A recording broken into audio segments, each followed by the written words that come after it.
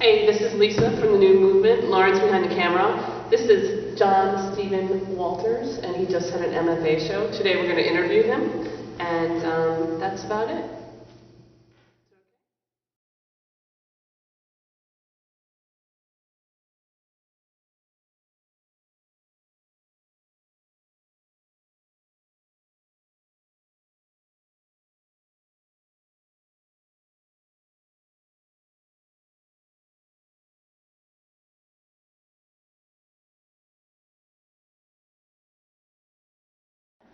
Hey Stephen, how are you?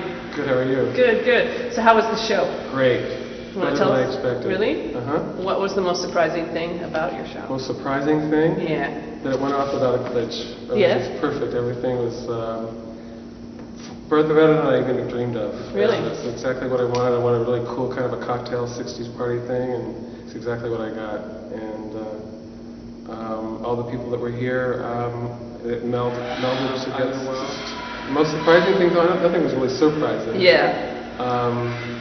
Well, okay, maybe one thing. The people really accepted my art for what it is.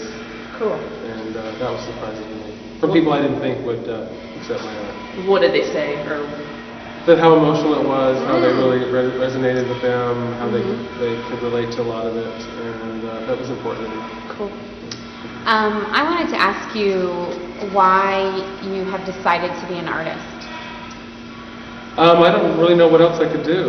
Okay, I've been doing art since I was a kid, and I don't know. So it just feels, I don't want to say calling because that sounds so... I don't know what else I could do. Yeah, I mean, I couldn't do bookkeeping or accounting. Or I'm not a corporate type of person or a 9-to-5 person. I guess being an artist tends to let you be a little lazy. But do you do it because of the way it makes you feel when you do it? Or, because what I found when I do work, I was talking to Lisa about this the other day, is I actually don't have much fun when I'm doing it. I like the part before, the idea, and the product after.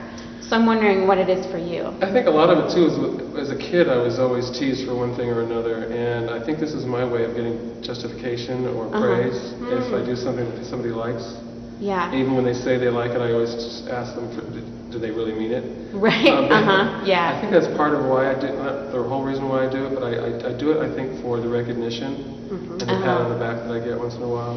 Yeah. And plus, it also comes with rejection at the same time too. Yeah.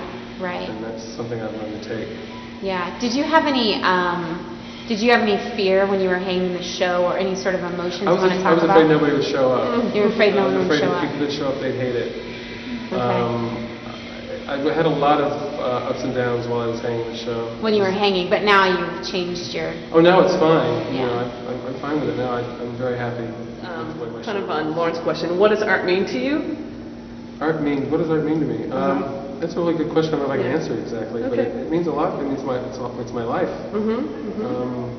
It's my way of expressing. It's my way of dealing with my emotions and viewing art too the same way, not just my own.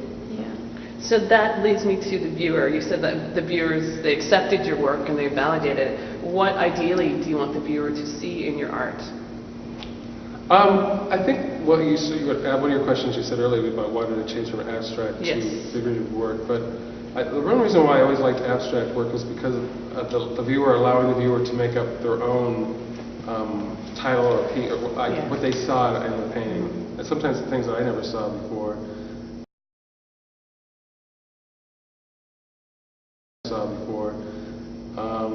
I'm not too much about having something spelled out for you like a still life does or a seascape. And that's what abstract work has always done for me, and viewing other people's abstract work as well, is letting the viewer make up their own of what they see in the piece. So it seems like the viewer is really important to your work. Yeah, I mean, I think that I put it out there, just because I might see something else doesn't mean that it could, through somebody else's eyes, that they don't see something different. Right. And that I really get a big charge out of.